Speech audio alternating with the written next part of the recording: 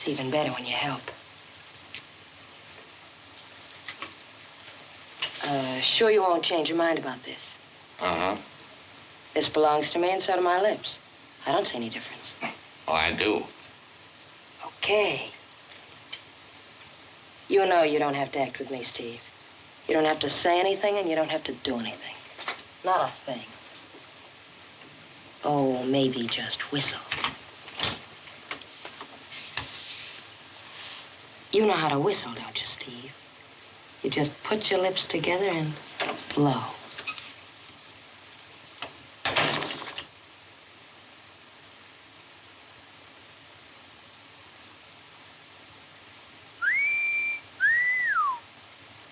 Subjugué, hein. Il Oui, l'est. Hein. on comprend. Bonsoir, Marion. Bonsoir Estelle. Alors on l'a surnommé The Look, le regard. Lorraine Bacall s'est éteinte à l'âge de 89 ans. Oui, c'est un été meurtrier à Hollywood. Sa mort survient au lendemain de celle de Robin Williams. Alors, vous l'avez dit, Lorraine Bacall, c'est The Look, un regard mystérieux, insolent, intense. On vient de voir une scène culte.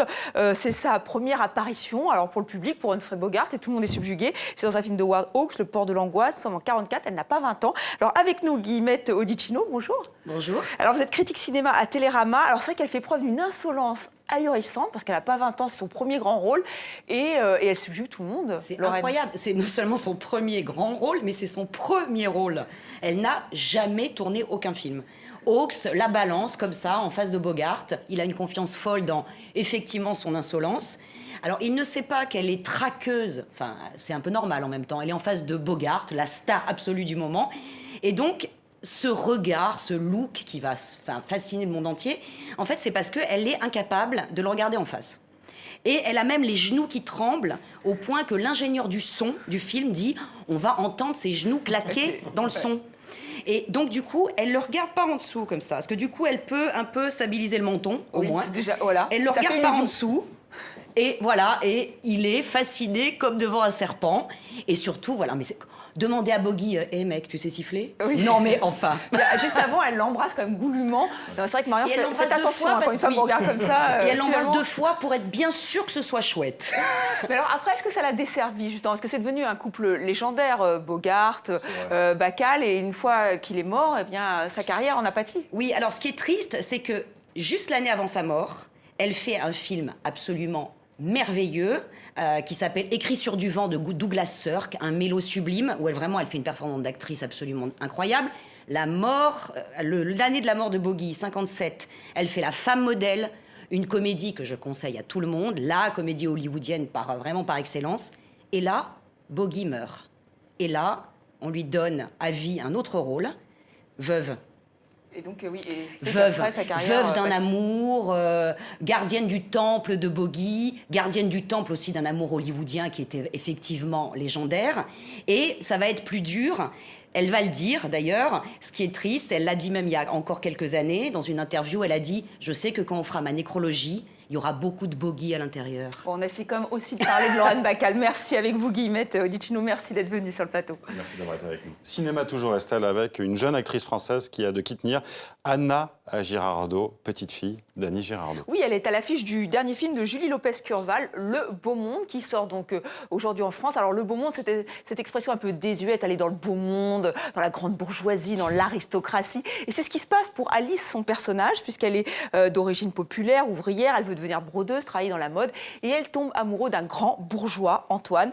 Choc des cultures, alors sujet romantique, éternel sujet, mais c'est un choix revendiqué par la réalisatrice. Julie Lopez-Curval voulait nous raconter l'histoire d'un apprentissage, celui de la vie, et nous avons rencontré les 2 jeunes femmes. Regardez. Et alors, cette école, vous êtes contente? Ouais. Je rentre en classe de broderie. Ah, c'est ce que vous vouliez, non? Oui, ils prennent peu de monde, on sera 5. Tu peux tutoyer Alice. Vous vous êtes rencontrés comment, au juste? L'an dernier, quand Alice est venue t'apporter l'écharpe. Et ça, je me souviens, mais après? Ben après, ça te regarde pas. J'avais envie de montrer aussi une jeune fille venue d'un milieu populaire qui soit douce, qui soit pas en revanche, qui soit pas en colère comme ça, qui soit beaucoup plus en regard sur le monde et qui en attente d'apprendre des choses, quoi. Voilà. Tu veux quoi? Être acceptée dans le beau monde, c'est ça? Mais Alice, il faut la contester, toute cette connerie. Mais contester quoi à la fin? Mais je comprends pas ce que je dois contester. Tu me fais chier. Sa colère, elle vient à mesure qu'elle apprend des choses aussi. Je te jure, si tu voyais sa mère. Dieu merci, on n'a pas encore eu de représentation. Pour moi, le beau monde, en fait, pour tous les personnages du film, c'est l'ailleurs, c'est chez les autres.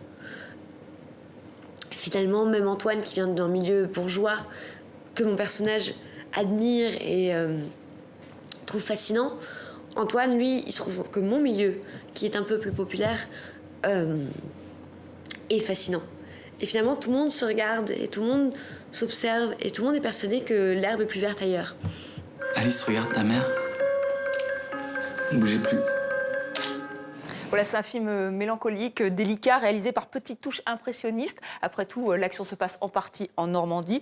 Il sort aujourd'hui en France et il va défendre les couleurs de la France au Festival du film de Toronto. C'est l'un des plus importants marchés du film, comme vous le savez, avec Cannes. La 39e édition aura lieu du 4 au 14 septembre. Il ira peut-être contester la connerie comme on l'a entendu. Voilà. Oui, c'est une jolie réplique. On peut faire ça aussi. Allez, on prend le large avec un festival qui se tient au gré des marais, le Festival des traversées de Tatiou, 20e édition. Alors Tatiou, ça fait très exotique, hein. On pourrait se dire c'est à Tahiti. Ben non, pas du tout, c'est en Normandie, on reste en Normandie.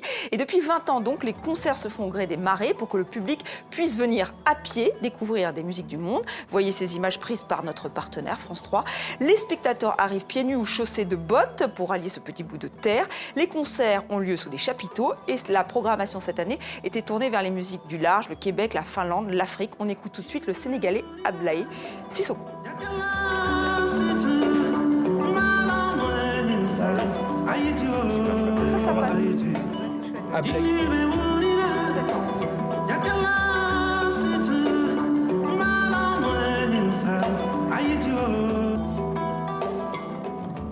Et on recommande Tatiou, hein. Moi je connais. On se quitte avec un anniversaire ce 13 août. Luis Mariano aurait-tu 100 ans. Oui, Luis Mariano, le prince de l'opérette. Il est bien né le 13 et non le 12. En fait, sa mère était superstitieuse, donc elle l'a déclaré le 12, mais pas du tout. C'était le 13, donc voilà, on le dit. En revanche, c'était bien Irún au Pays Basque, espagnol, ça arrive. Alors, le beau ténor, aux yeux de velours, a raflé son premier rôle en 1943. Ensuite, il a enchaîné les tournées mondiales de 1945 à 1958. Et pour vous faire plaisir, Marian, car je sais que vous êtes un grand fan de Luis Mariano, nous avons donc choisi quelques titres parmi les plus célèbres. On l'écoute. La belle de Cadix a des yeux de velours. La belle de Cadix vous invite à l'amour. Mexico, Mexico.